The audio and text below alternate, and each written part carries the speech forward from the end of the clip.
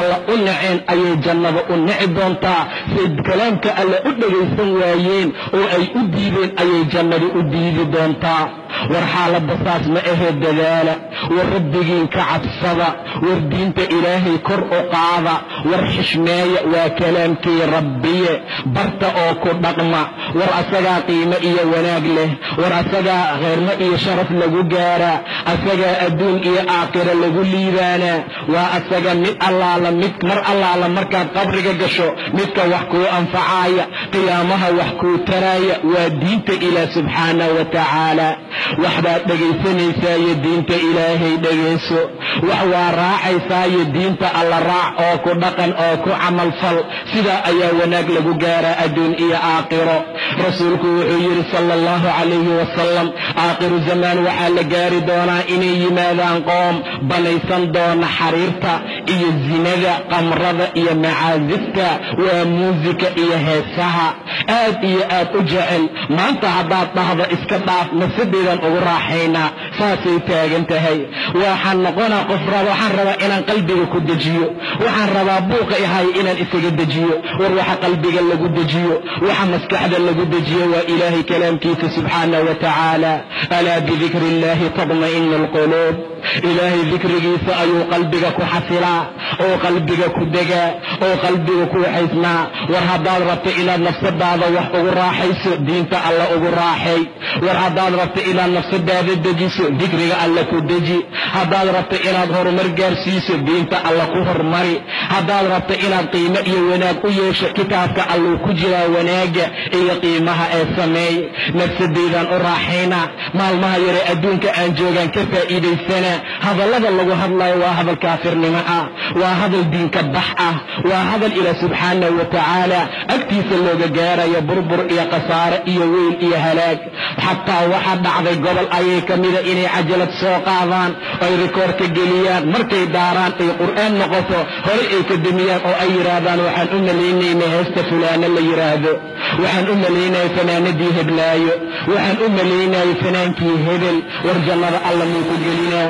war diinta alla maxaad u raaci weysay? maxaad xaqa ugu socon weysay? war waalidow gabdhaha qabta, dhallinyarada qabta oo u sheega waxa ay ku socdaan wax diinta ilaahayna amartay inaysan ahayn.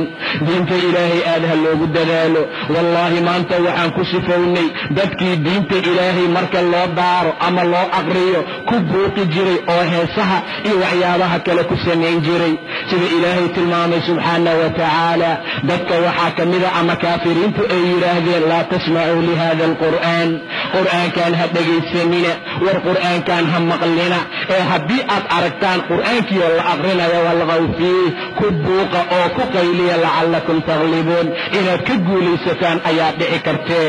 waad u jeedaa maanta meel kasta mar, meelaha biyaha laga cabayo mar, waxa ka daaran waa heeso aan aqoonin meel allaala meesha ay ka yimideen. baabuurada gobolka mida markaad galto waad aragtay sida xaaladeedu ay tahay.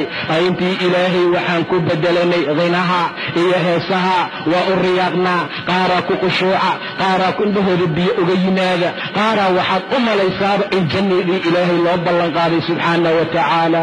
war laydiinma ballanqaadin in allaala intaad ku jirtaan waxyaabaha rabbi diiday, ilaa aan kitaabka rabbi u soo noqono oo asaga aan dhegaysano oon ku dhaqanno oon ku camalfalno maahane ilaahay agtiisa wanaag ku gaari mayno subxaanahu wa tacaala. war gabadha dukaanka gadaysay cajalada heeskaa ka bixi, hana daaranin ee diinta ilaahay daara ee dhegayso si raxmad iyo wanaag aad u hesho. gabadha shaaha gadaysay rabbigaa ka cabsay, cajalada heestaa jooji ee ka bixi ee diinta ilaahay ku bedela subxaanahu wa tacaala. war ninka saa'iqa ah ee baabuurka wadow ka bixi cajalada xun ee ku jirta ee waxaad ku bedelataa diinta alla subxaanahu wa tacaala iyo maxal kastaoo maxalaadka laga daaro heesaha markaa ka mid ah. maca daalika dhibaatadana haysata ilmaha yaryarkaad arkaysaa raadiya marka uu heesaayo inay ka daba heesaanay uga qaadaan hal xaraf oo diineedna aysan keri karin, diinta alla aysan qarin karin, aqrin karin, qalbigooda aysan ka fasiri karin, ku dadabburaynin. saasaad markaa arkaysaa. maca daalika canugaa yariiskaa ma aha dadaal uu u galay ila raadiyihii waa hees, baabuurkii waa hees, wallaahi inaan wanaagna la gaarsiinayn. war walaalayaal haddaad dhimataan cajalihiina heesaha laydinla duugi maayo, qabriga laydinla gelin maayo, waxay idin anfacayaan ma jiro. war rasuulka ilaahay diintuu idin keenay barta, war aayadaha ilaahay ku dhaqma oo ku camal fala, war diinta ilaahay kor u qaada. rabbi hortiisaa la tegaa, waa lays xisaabayaa. fanaaniinta kulli dhinac ayaa loo bixin doonaa, in allaale intii raacday oo ay dhumiyeen dhinac ayaa loo bixin doonaa.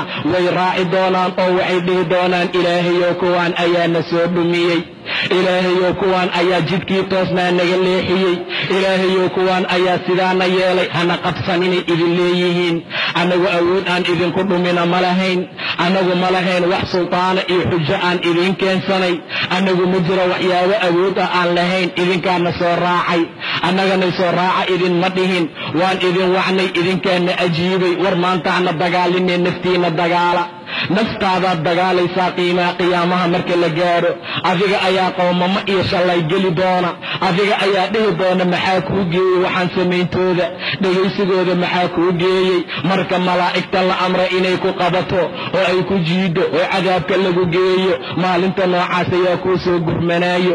qabiil maad isku halaynaysaa oo kuu soo gurmanaya ma jiro, xoolo maad isku halaynaysaa aad isku furanaysa malaha, owlaad maad isku halaynaysaa aad ku furanayo kaa badbaadinayo ma jirto. war meeshaa ma jiro ilaa qofka diinka alla raaca maahane subxaanahu wa tacaala. haddaad isleedahay qabiil ayaa kuu soo gurmanaya oo wax kuu anfacaya oo wax kuu tari doona, rabbi muxuu yidhi falaa ansaaba baynahum yowmaidin walaa yatasaa'aluun. nasab sheegasho, qabiil sheegasho, isu soo gurmasho ma jirta dhexdooda, mana isi su'aalayaan.